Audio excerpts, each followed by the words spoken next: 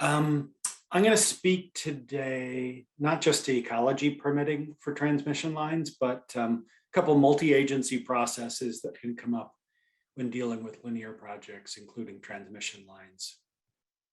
So SEPA. First, I want to talk about the State Environmental Policy Act, or SEPA. If transmission line projects need state and local permitting, SEPA will be required.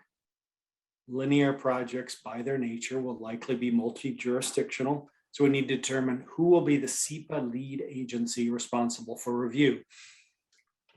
Lead agency is the one responsible for the review of the total proposal under SEPA, not just the portion of the projects that they have permits for. Other agencies then use the SEPA review for their decisions.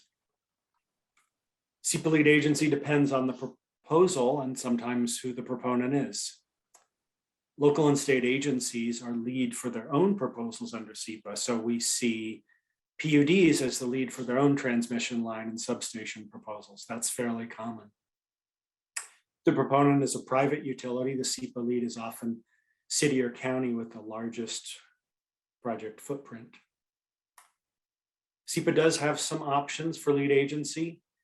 Agencies can, but aren't required to work together as co-leads, jointly responsible for the review since linear projects cross multiple jurisdictions. Lead agency can be transferred from one agency to another if all agencies with jurisdiction agree. When the proponent is a federal agency or another federal agency does NEPA review of a proposal, there are some options for how to integrate NEPA and SEPA. Well, it's possible to do separate NEPA and SEPA reviews. That's not very efficient. And SEPA encourages combining reviews where possible. One option is for state and local agencies to participate in NEPA review as a cooperating agency to make sure their issues are addressed in the NEPA document. Then when NEPA is complete, the SEPA lead agency can adopt the NEPA document to meet SEPA requirements. If there are additional issues in SEPA review not reflected in the NEPA document, the SEPA lead agency can build on the NEPA review by adopting and then issuing an addendum or even a supplemental EIS if needed.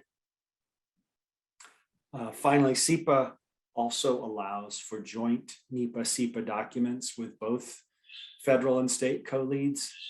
This is less common, and sometimes differences in federal and state procedures make this hard to pull off, but it's not entirely unprecedented.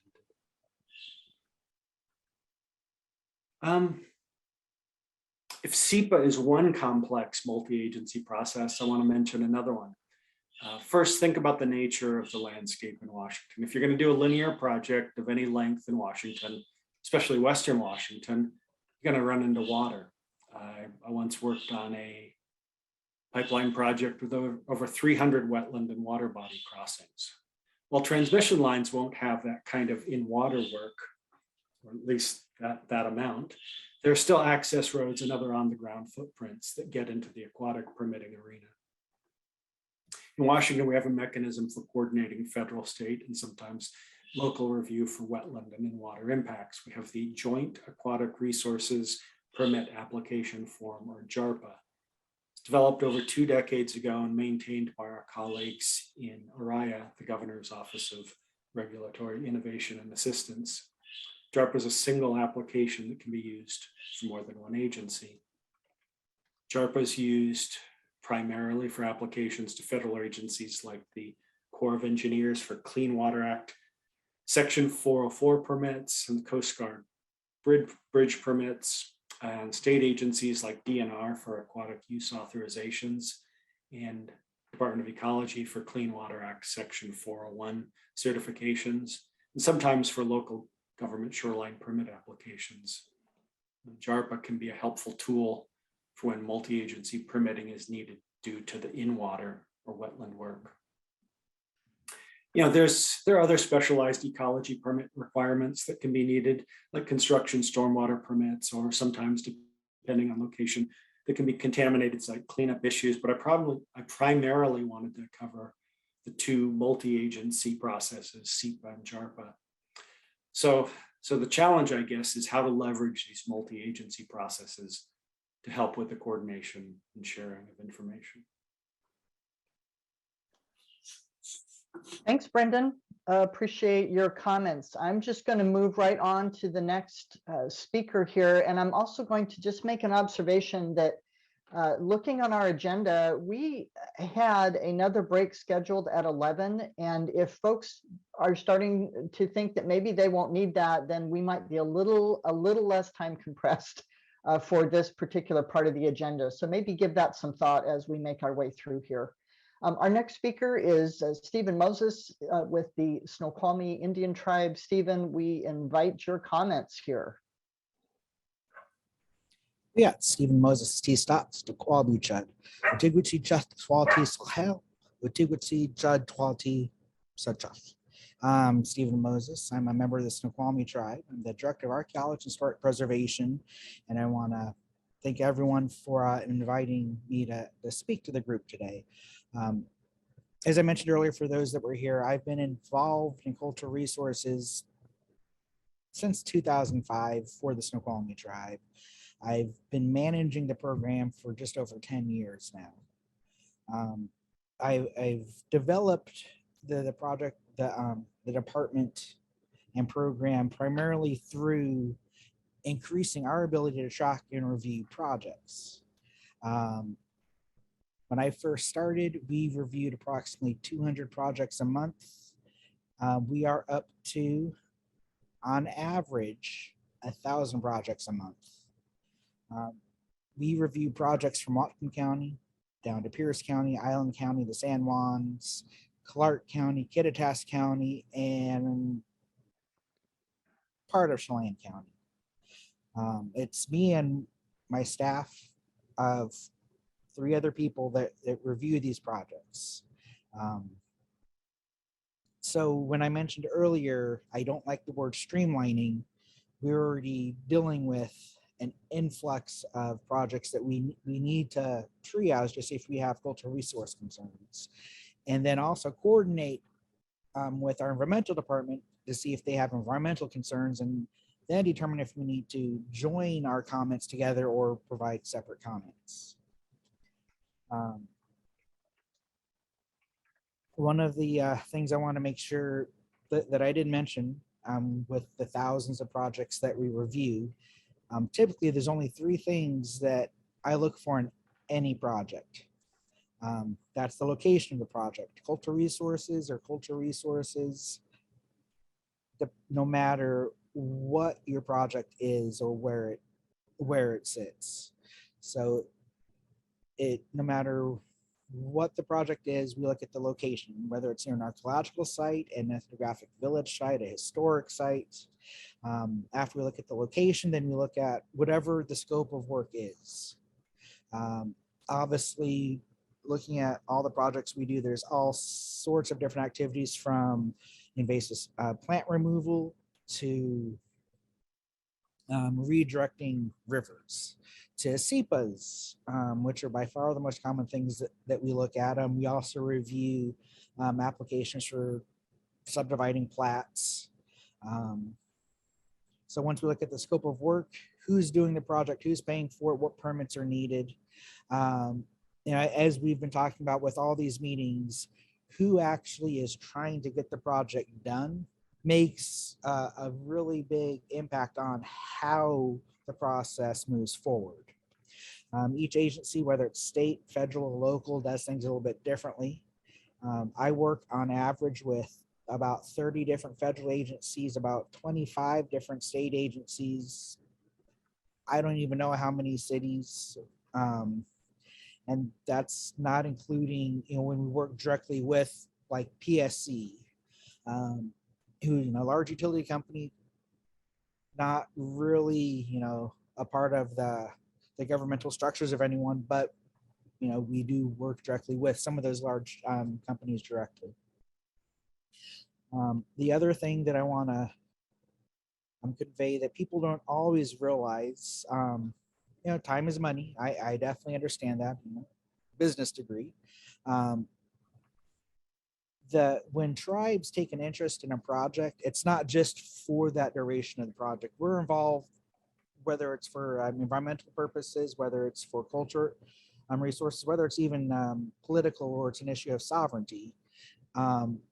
We are invested in an area that we've lived in, archaeologically proven, about almost 13,000 years.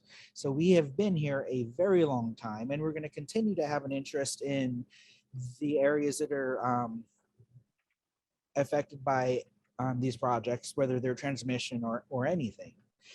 So one thing that, as anyone that's ever dealt with any of the cultural resource processes knows, the government, whether it's state, federal, sees a finality in a project when permits are done, when mitigations are met, if an MOA, has run its course and everything's committed.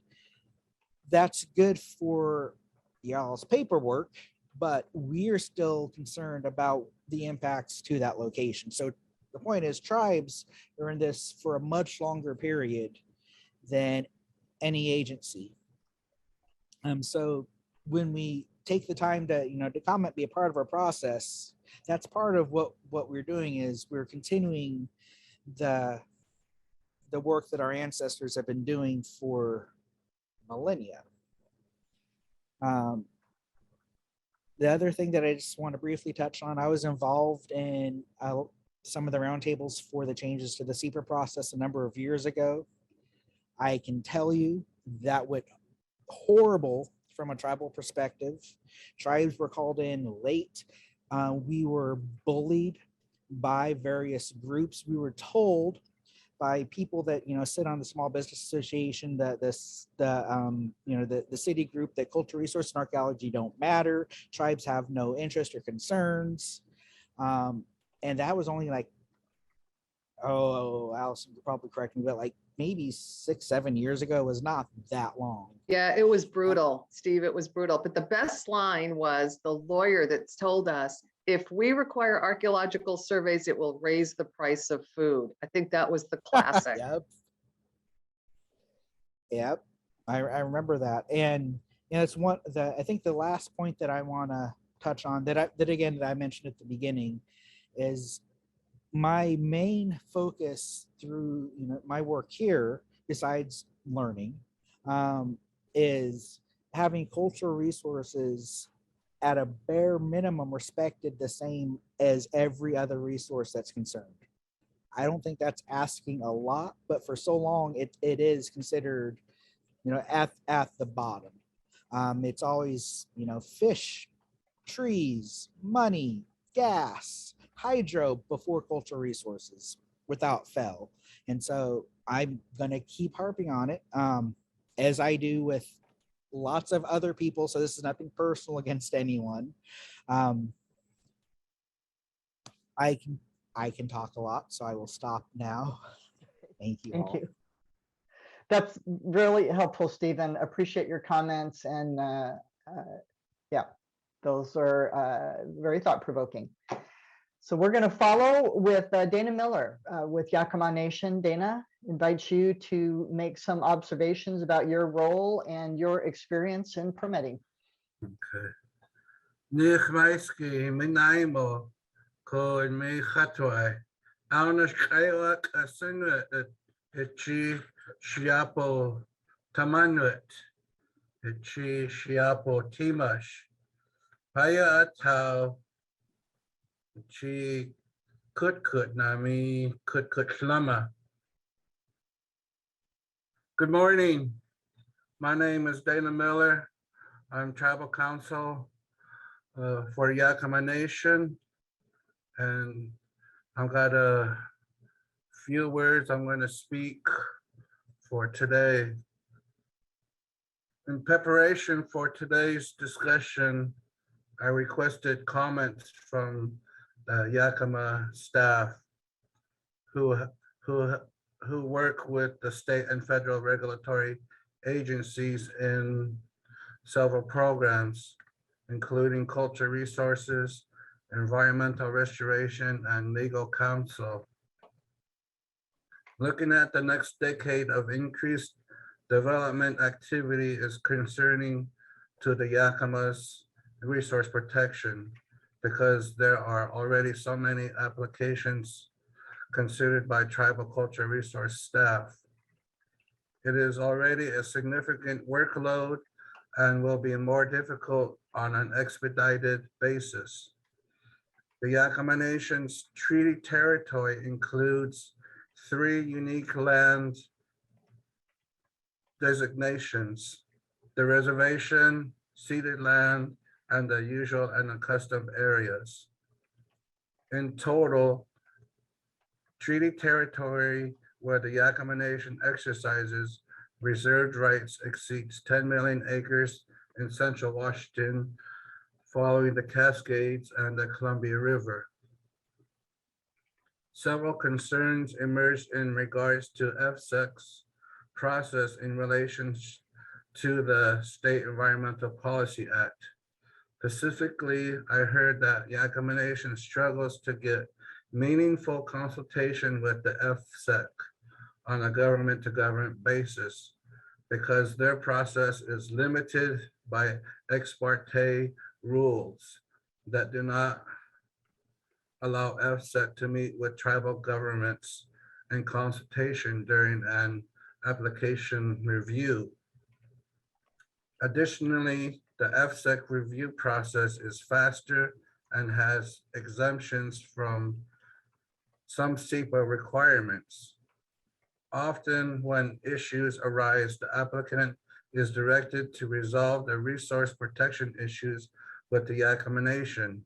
In that case, the government-to-government posture is substituted for a compromise directly with the applicant proposing the harm to cultural property.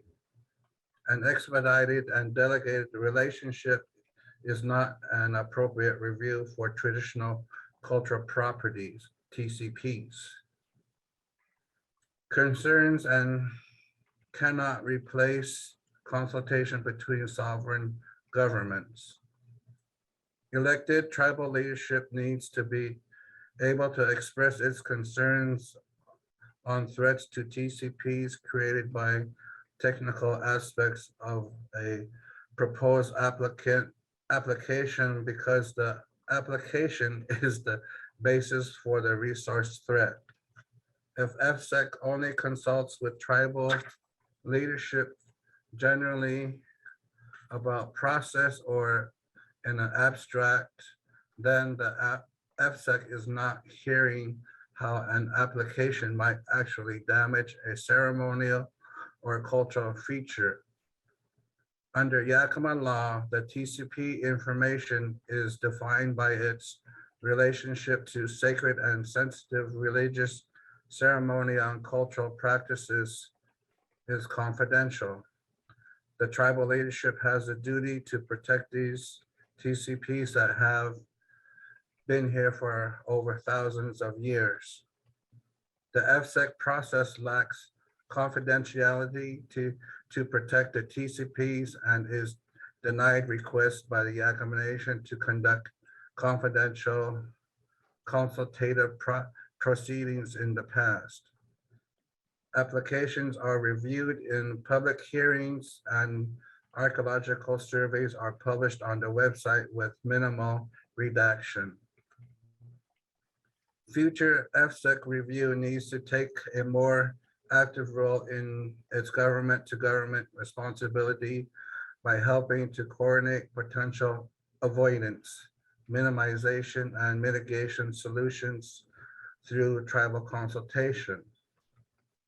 Under SEPA, the Department of Archaeology and Historic Preservation's determinations are given considerable weight and consideration, but the FSEC process can minimize the DAP expertise and cultural resources.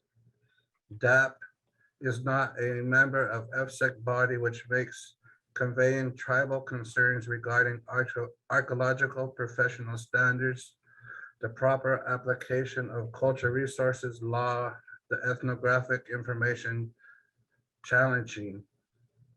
Again, it is unclear how much of these professional standards are required to be in-house with the FSEC versus getting delegated, often the applicant and only discussed in public hearings.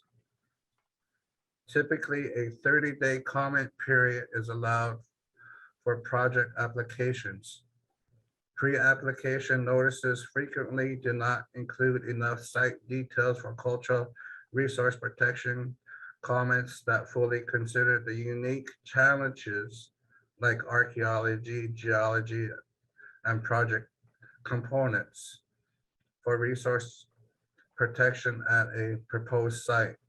There are differences between what federal and state law define as protected resources, but tribal government comments are driven by what actions are actually necessary to protect the TCP based on inherent features and specific application proposal. The tribal staff needs sufficient time to make useful comments, and this schedule increases what tribal leadership needs to be involved due to the increased concern for the resource. Tribal government needs notice of application as early as possible with the complete enough information to actually consider impacts. Whichever lead agency is designated must be responsible for ensuring that notice is provided to tribal government point of contact, and all non-agencies should be following up to ensure this compliance with application concerns. In summary, meaningful consultation on a government to government basis is a process that must occur early, have enough information to address substantive concerns, and needs to have the ability to lead the resource protection being implemented. Thank you very much. Thank you, Dana. That was a lot of good information, a lot of detail, and we appreciate that. I'm sure that will invite some real conversation later. We have three more folks that we are inviting to speak, so I'm going to go ahead, unless I get a signal otherwise, or Kathleen from you or other members, that because we just had a break, that we'll go ahead and utilize our 10 minutes from 11 to 11:10 and provide an opportunity for, again, around 5 minutes for each of our remaining speakers here. We won't have a lot of time for Q&A, but really do encourage people to drop things into the mural board. So with that, and not seeing any wild objections, and Kathleen, you're nodding your head for the time, let's go ahead and move on. Again, Dana, thank you for your comments. Let's go ahead to Allison Brooks, please. Well, thank you. I'm Dr. Allison Brooks. I'm your State Historic Preservation Officer and the Director of the Department of Archaeology and Historic Preservation. Let me start by saying our GIS system has 37,000 known archaeological sites on the system, and that is with only 2% of Washington State surveyed. So if you're doing a project along the Columbia River and you say to me, where's the site? I'm going to answer, you're on it. And that is for Columbia, Missouri, Mississippi, Connecticut, any river system, you're on it. So just be prepared. And I see Clint from City of Richland smiling. I think he knows. Tri-Cities knows well, right? We had the ancient one in Kennewick that we fought over for 20 years, 21 years, Dana, until we got him back to his people. So remember, there's 37,000 sites with 2% of the state inventory, which tells you how much more is out there. We also have information on 700,000 historic buildings. We have thousands of pieces of information on cemeteries and burials. So cultural resources are everywhere. And that includes what we call traditional cultural places and sacred places. So the federal government issued an executive order on sacred places, and they confirmed Secretary Holland at Interior to run Interior. We now have Chuck Sams III, who is running the National Park Service, and that has raised expectations for the tribes that the feds are going to take a higher standard of care on cultural resources. I will say since Dana and Stephen are on here, that we are discovering there's a real tension now between the federal government's promises on sacred sites and the federal government's move towards green energy. I know, Dana, you're probably shocked, right? Federal government hasn't kept their promises. Or I've seen this movie. So the reality is right now the tribes and our agencies really caught in this strange tension between two promises that the federal government has made that are very difficult. At the same time, the Governor Inslee issued Executive Order 2102, which is an executive order that requires any state with ground disturbing activities or construction go through a higher level of cultural resource review process that also includes identifying sacred sites and looking to ways to avoid, minimize, and mitigate harm to those sites. So the first piece being avoidance or minimization. I won't talk about SEPA because I think Stephen said it the best. We all came out of that process, and I know Don Vivian is on here, feeling pretty beat up and hearing things that we never thought we'd hear.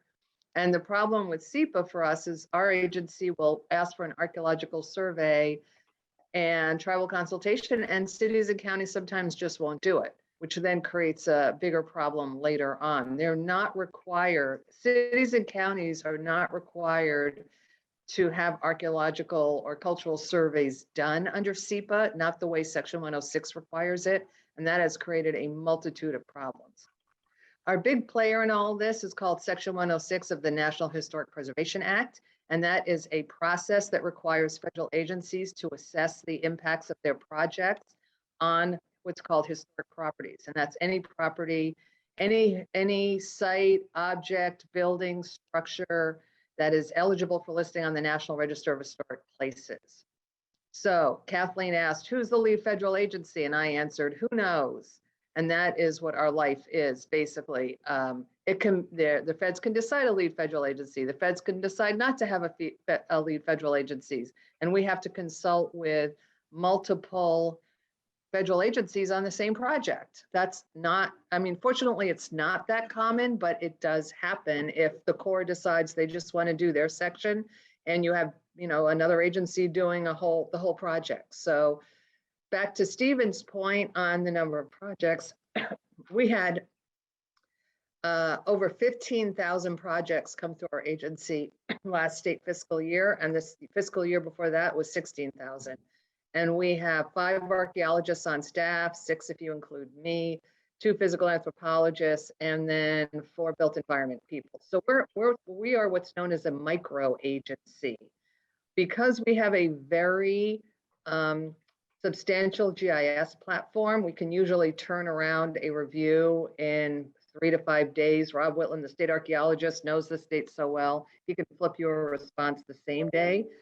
But we require all documents related to tribal consultation. So we check the federal agencies. And the reason on state agencies is because we've been lied to so many times. We had one case, and Dana, you'll appreciate this, where we had an agency say, oh yeah, I called the Yakima, and we checked with the Yakima and they called the receptionist.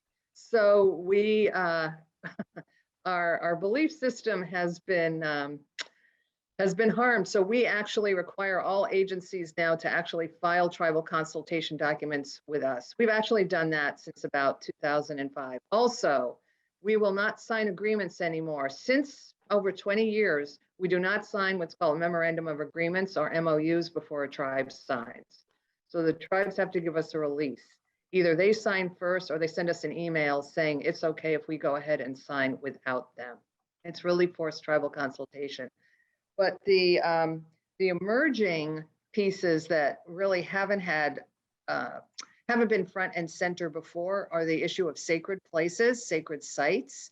We really haven't, unfortunately, they were not considered until probably just, I don't know, when we issued our first executive order. And I would say with the coming in of the Biden administration, they have higher profile.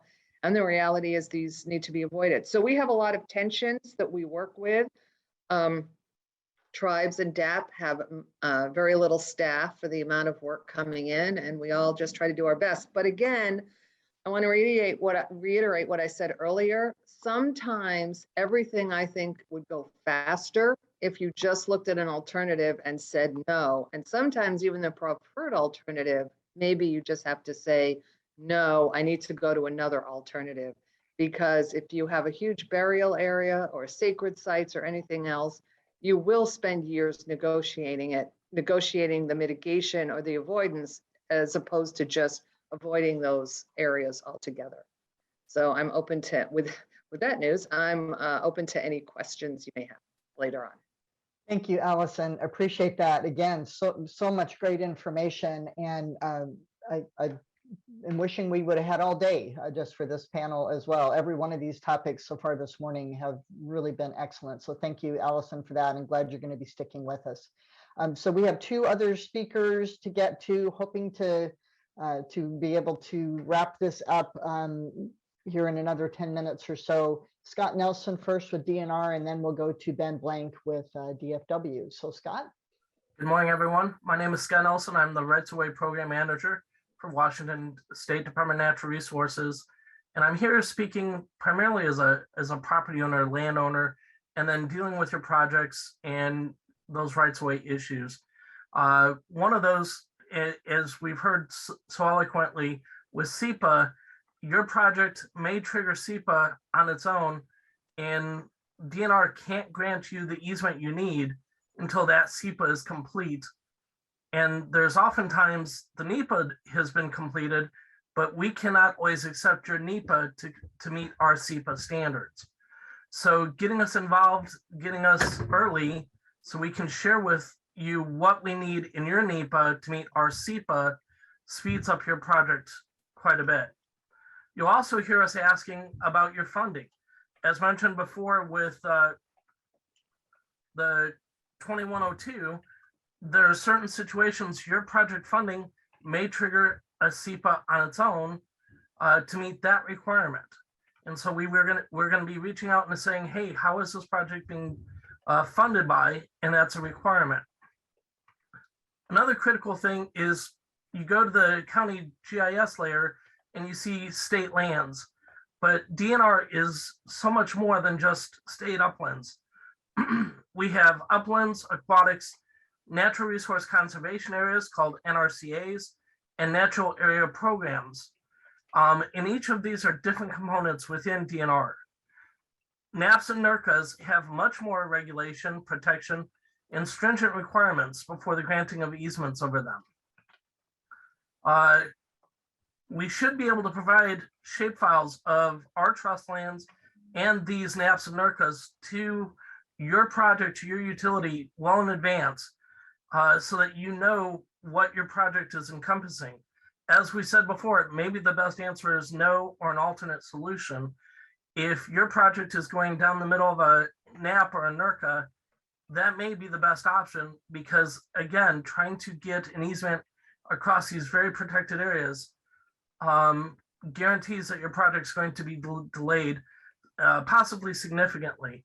We also may have conservation easements tied to how we acquired the land, RRC, which would require your project to purchase equivalent land adjacent to our NAP or NERCA that you have to provide to DNR to mitigate and offset your project.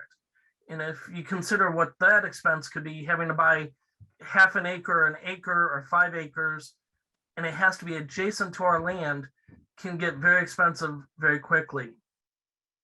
The last thing I want to share is how my thoughts on streamlining the process.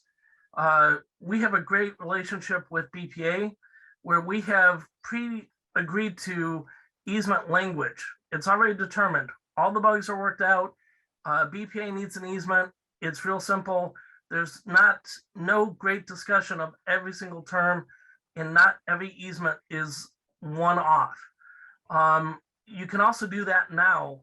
Reach out to me. We agreed to that language statewide, at least for DNR uplands, and your project, and your staff know what the language is going to be.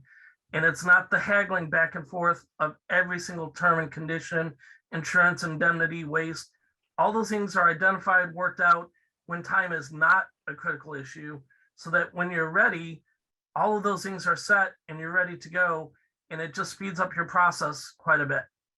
Hope this helps, and I look forward to working with all of you. Thank you. Thank you, Scott. Yeah, very helpful. We're noting that suggestion that you have. And if people haven't been dropping stuff into the mural board, please do that. I know that that'll be one that we'll drop in as something that we heard from you, Scott. So thank you again for that. All right, let's hand it over to Ben Blank with DFW for his thoughts about role and possible challenges and opportunities. Yeah, thank you, Susan. And can everybody see me? My video is not popping up, but you can. Okay. Yeah, I appreciate the opportunity, and I'm glad to be able to close this out on this part of the conversation. That's a extra special opportunity, I guess. So I'm the energy section manager at the Department of Fish and Wildlife, and the DFW's main interest in the siting of generational or transmission lines is really in protecting habitat and the species that rely on that habitat. And my personal role as energy section manager is really to focus on habitat protection around energy facilities. And that includes all kinds of energy facilities. So it's fish passage at dams, at hydroelectric dams. It's lately we've seen a lot of solar proposals throughout the last few years, certainly ramping up. So our interest, DFW's interest in that is the same, different species, different habitat, but protecting especially the endangered and threatened species that rely on that habitat. So we sort of look for ways where in siting that can happen. Similarly with wind projects, with pump storage, any of these things, it's kind of the same overarching principle of protecting the habitat and the species. With siting of transmission lines, it's the same. It's granted, it's the challenge is a little bit different, or a lot different, but it's the interest that DFW has in it will be the same concepts. And so basically we're looking to avoid those impacts, any sort of significant impacts to the endangered and threatened species or to the habitats around those. We'd like to avoid them, and where it's appropriate, and it's not always appropriate, but where it is, to mitigate for whatever impacts there are in certain places. DFW often, and in these situations, lacks direct permitting authority. So we tend to rely, like for hydro, we're relying a lot on ecology and working with ecology and sort of through them, through 401 certifications and things. So similarly, or I guess I should say, with that said about the lack of permit authority, we try to influence the process in other ways. And one of those is, or one idea of that is early and frequent communication through work groups like this, which is super helpful, and encouraging or having others encourage applicants for, if someone is proposing a project somewhere, to get in touch with us. And I know that's the same with Department of Historic Preservation and with tribes. And in terms of wanting to be, I don't want to speak for anybody else, but I think wanting to be involved early and often, and that it allows for a more productive conversation. It allows for more interest to be properly considered, and so DFW wants to be wants to be involved early and often. So this is a great example of that.